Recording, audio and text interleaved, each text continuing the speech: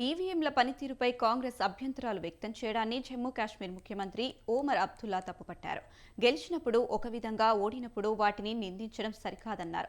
Voting విధానంపై విశ్వాసం లేనప్పుడు ఎన్నికల్లో పోటీ చేయొద్దన్నారు. ఫలితం ఏదైనా అంగీకరించాలని ఒమర్ అబ్దుల్లా స్పష్టం చేశారు.